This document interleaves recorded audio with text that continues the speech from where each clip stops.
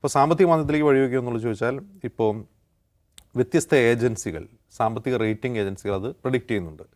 ഒരു 60% സാധ്യതയാണ് അവർ പറയുന്നത് ഈ 2025 അവസാനമാകുമ്പോഴത്തേക്കും ലോകം ഒരു സാമ്പത്തിക മാന്ദ്യത്തിലേക്ക്, അമേരിക്ക മാത്രമല്ല ലോകം മൊത്തം ഒരു സാമ്പത്തിക മാന്ദ്യത്തിലേക്ക് പോകും. അതിന് അവർ പറയുന്ന കാരണങ്ങളിലൊന്ന് എവിടെയൊക്കെ ഇങ്ങനെ താരിഫ് വാർ ഉണ്ടാകുന്നു, എപ്പോഴൊക്കെ ഉണ്ടായിട്ടുണ്ടോ അപ്പോൾ ഉണ്ടാകുന്നൊരു പ്രശ്നം, ഒന്ന് അത് ഇൻഫ്ലേഷന് കാരണമാകും. ഇപ്പോൾ ഒരു ഉദാഹരണം പറഞ്ഞപ്പോൾ അമേരിക്കക്കാർ ഉപയോഗിക്കുന്ന സാധനങ്ങളുണ്ടല്ലോ, അമേരിക്കക്കാർ മറ്റ് രാജ്യങ്ങളിൽ നിന്ന് ഇറക്കുമതി ചെയ്ത് ഉപയോഗിക്കുന്ന സാധനങ്ങൾ, അമേരിക്കയുടെ ഏറ്റവും വലിയ വാണിജ്യ പങ്കാളി എന്ന് പറയുന്നത്, വ്യാപാര പങ്കാളി എന്ന് പറയുന്നത് കാനഡയും മെക്സിക്കോയാണ്, തൊട്ടടുത്ത് കിടക്കുന്ന 2 രാജ്യങ്ങൾ. അവിടെ നിന്നാണ് പ്രധാനപ്പെട്ട ഉൽപ്പന്നങ്ങൾ, മീൻസ് കാർഷിക ഉൽപ്പന്നങ്ങളാവട്ടെ, ഭക്ഷ്യവസ്തുക്കളാകട്ടെ, മറ്റ് യന്ത്രവസ്തുക്കളാവട്ടെ, ഈ 2 രാജ്യങ്ങളിൽ നിന്നാണ് അവർ ഏറ്റവും കൂടുതൽ ഇറക്കുമതി ചെയ്യുന്നത്. അതിന് സ്വാഭാവികമായും വില കൂടും. മറ്റൊന്ന് ചൈനയാണ് മറ്റൊരു വ്യാപാര പങ്കാളി. കാരണം അമേരിക്കൻ കമ്പനികളുടെ തന്നെ ഒരു പ്രൊഡക്ഷൻ ഹബ്ബായി ചൈന മാറിയിട്ട് വർഷങ്ങളായി. ഇപ്പോൾ ഉദാഹരണത്തിന് ഐഫോൺ ഒരു അമേരിക്കൻ ബ്രാൻഡാണ്. ഇപ്പോൾ നിലവിലെ താരിഫ് മുന്നോട്ട് കൊണ്ടുപോവുകയാണ്, നാളെ മറ്റാണ് അതിൻ്റെ ഡെഡ് ലൈൻ എന്ന് തോന്നുന്നു.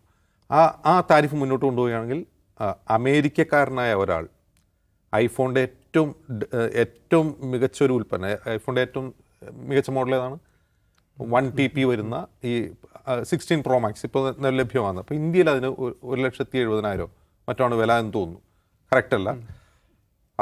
അമേരിക്കയിലെ ഒരു സാധാരണ പൗരൻ ഇപ്പോൾ ഇനി വരാൻ പോകുന്ന താരിഫ് പ്രകാരം അത് വാങ്ങണമെങ്കിൽ 1,90,000 രൂപയെങ്കിലും കൊടുക്കണം, അതിന് സമാനമായ ഡോളർ കൊടുക്കേണ്ടി വരും. അപ്പോൾ ഒന്ന് ആലോചിച്ച് നോക്കുക. അപ്പോൾ ഇത് ആർക്ക് ഗുണം ചെയ്യും, ആരെ ഉദ്ദേശിച്ചാണോ അമേരിക്ക ഇത് ചെയ്യുന്നത്, അമേരിക്കയിലെ ജനങ്ങൾ തന്നെയാണ് അത് അനുഭവിക്കാൻ പോകുന്നത്. ഇതൊരു വശം. മറ്റൊന്ന്, ഇത് ചൈനയാണ് ഇവരുടെ പ്രധാനപ്പെട്ട ടാർഗറ്റ് എന്ന് പറയുന്നു. ട്രംപിൻ്റെ ഒരു ചൈന പോളിസിയുണ്ട്, ചൈനയെ സൈനികമായും സാമ്പത്തികമായും എതിരിടുക എന്നുള്ളതാണ് ട്രംപിൻ്റെ രീതി. അപ്പോൾ ചൈനയ്ക്ക് ഇത് അടിയാണ്, തീർച്ചയായിട്ടും അടി തന്നെയാണ്. കാരണം ചൈനയിൽ നിന്ന് ധാരാളം വസ്തുക്കൾ അമേരിക്കയിലേക്ക് കയറ്റുമതി ചെയ്യുന്നുണ്ട്. അപ്പോൾ കയറ്റുമതിക്ക് തീരുവ വരുമ്പോൾ സ്വാഭാവികമായിട്ടും കയറ്റുമതി കുറയും. അമേരിക്കയിലും ഇത് പ്രശ്നമാണ്.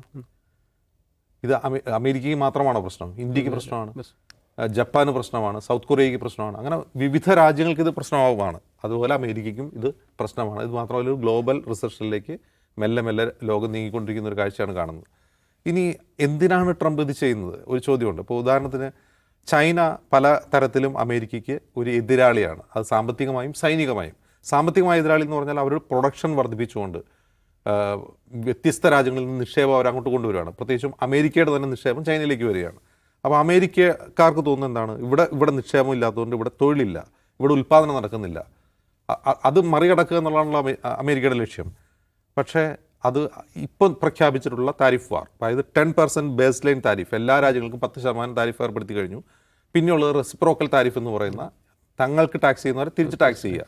ഇപ്പോൾ ഇന്ത്യ പോലെ, സൗത്ത് കൊറിയ പോലുള്ള രാജ്യങ്ങൾക്ക്. അപ്പോൾ അങ്ങനെ ചെയ്യുമ്പോൾ സ്വാഭാവികമായിട്ട് എന്താ ചെയ്യുക, അമേരിക്കയ്ക്കെതിരായിട്ടുള്ള ഒരു കൂട്ടായ്മ വളർന്നു വരും. ഇപ്പോൾ കാനഡ അവർ തിരിച്ചും താരിഫ് അടിക്കുന്നു. അതേസമയം യൂറോപ്യൻ യൂണിയൻ, അമേരിക്കയുടെ ഏറ്റവും വലിയ സഖ്യശക്തിയാണ് സാമ്പത്തികമായും സൈനികമായും യൂറോപ്യൻ രാജ്യങ്ങൾ, അവരും ആ ഒരു റാലിയിൽ കൂടെ ചേരുകയാണ്. ഇപ്പോൾ കാനഡയും യൂറോപ്യൻ യൂണിയനും ഒപ്പം നിലവിൽ ഇന്ത്യ, ജപ്പാൻ, സൗത്ത് കൊറിയ പോലുള്ള രാജ്യങ്ങൾ ഇതൊരു കോംപ്രമൈസിലൂടെ, കുറച്ച് നെഗോഷിയേഷനിലൂടെ ഇത് കുറച്ചു കൊണ്ടുവരാം എന്ന് വിശ്വസിക്കുന്നുണ്ട്. പക്ഷേ ട്രംപ് അതിന് വഴങ്ങുമോ എന്നുള്ള കാര്യം കണ്ടറിയണം. കാരണം ജപ്പാൻ എന്ന് പറഞ്ഞാൽ ജപ്പാനൊരു വാണിജ്യ പങ്കാളി മാത്രമല്ല, ജപ്പാനിലും സൗത്ത് കൊറിയയിലും ഒക്കെ അമേരിക്കയുടെ സൈനിക താവളങ്ങളുള്ള സൈനിക പങ്കാളി കൂടിയാണ്. അവർ പോലും ഇങ്ങനെ ഒരു അമേരിക്കയ്ക്ക് എതിരായ ഒരു മനോഭാവമായി നിൽക്കുകയാണ്. അത് എത്രമാത്രം ട്രംപിന് ഗുണപ്രദമാകും അറിയില്ല. അപ്പോൾ ചൈനയെ തോൽപ്പിക്കാൻ വേണ്ടി അമേരിക്കയുടെ ഈ സൗത്ത് ചൈന സീയിലെ സൈനിക പങ്കാളി കൂടിയായ ജപ്പാനെയും ഫിലിപ്പീൻസിനെയും സൗത്ത് കൊറിയയും ഒക്കെ പിണക്കുകയാണ് അമേരിക്ക. അപ്പോൾ കഴിഞ്ഞ മാസം അമേരിക്കയുടെ പ്രതിരോധ സെക്രട്ടറി ഈ പറയുന്ന തായ്വാൻ, ജപ്പാൻ പോലുള്ള രാജ്യങ്ങൾ സന്ദർശിച്ചുകൊണ്ട് പറഞ്ഞത്, ഞങ്ങളിവിടെ സൈനിക സാന്നിധ്യം ഉറപ്പിക്കാൻ പോവുകയാണ്. ആർക്കെതിരെ? ചൈനയ്ക്കെതിരെ, തായ്വാന് വേണ്ടി, ഫിലിപ്പീൻസിന് വേണ്ടി, കൊറിയയ്ക്ക് വേണ്ടിയൊക്കെ ഞങ്ങളിവിടെ സൈനിക സാന്നിധ്യം ഉറപ്പിക്കുകയാണ് എന്ന് പറയുന്നു. അങ്ങനെ ഇനി ഉറപ്പിക്കുകയാണെന്ന് ഇരിക്കട്ടെ, ഈ താരിഫ് വാറിലൂടെ എന്താ യഥാർത്ഥത്തിൽ ചെയ്യുന്നത്? ജപ്പാനെയും സൗത്ത് കൊറിയയും പോലുള്ള, തൈവാനെയും പോലുള്ള രാജ്യങ്ങളെ പിണക്കുകയാണ് ചെയ്യുന്നത്. അപ്പോൾ ഒരു വശത്ത് സൈനികമായ അവരുടെ സഖ്യം വിശാലമാക്കുക ചൈനയ്ക്കെതിരെ എന്ന് ആഗ്രഹിക്കുമ്പോൾ തന്നെ അതേ രാജ്യങ്ങളുടെ മേൽ താരിഫ് അടിച്ചേൽപ്പിച്ചുകൊണ്ട് അവർ അമേരിക്കയ്ക്ക് എതിരാക്കുകയാണ്. അപ്പോൾ ഇതിനെ നമ്മൾ തിയററ്റിക്കലി വിശകലനം ചെയ്യാനൊന്നും പറ്റില്ല. കാരണം ഇത് ചെയ്യുന്നത് ട്രംപാണ്. ട്രംപ് എന്താണ് ചെയ്യുന്നത് നമുക്കറിയില്ല.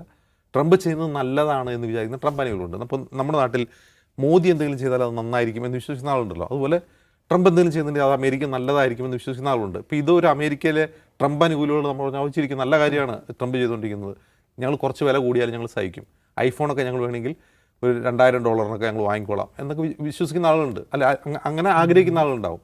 പക്ഷേ ഇതിൻ്റെ തിക്തഫലം എന്തായാലും അനുഭവിക്കേണ്ടി വരും എന്ന് വിചാരിക്കുന്നവരാണ് അമേരിക്കയിലെ തന്നെ സാമ്പത്തിക വിദഗ്ധരും അമേരിക്കയിലെ തന്നെ ഡിപ്ലോമാറ്റുകളും എല്ലാം. ഒരു ലോകത്തിൻ്റെ ഓർഡർ മാറാൻ പോവുകയാണ്. അത് എങ്ങോട്ട് പോകുമെന്നുള്ളത് നമുക്ക് കാത്തിരുന്ന് കാണാം.